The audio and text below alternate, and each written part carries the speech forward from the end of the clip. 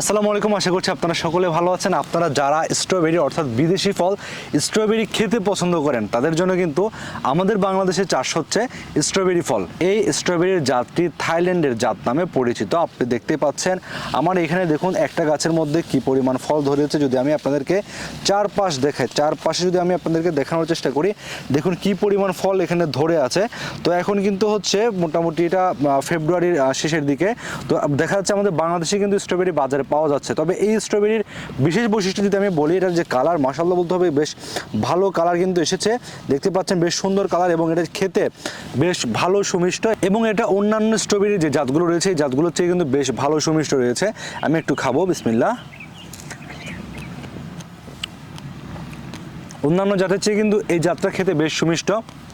আপনারা চাইলে জাতের চাষ করতে পারেন। খুব শীঘ্রই আমাদের চ্যানেলে এবং আমাদের ফেসবুক পেজে এই স্ট্রবেরি জাত সম্পর্কে বিস্তারিত একটি প্রতিবেদন আপনারা পেয়ে যাবেন।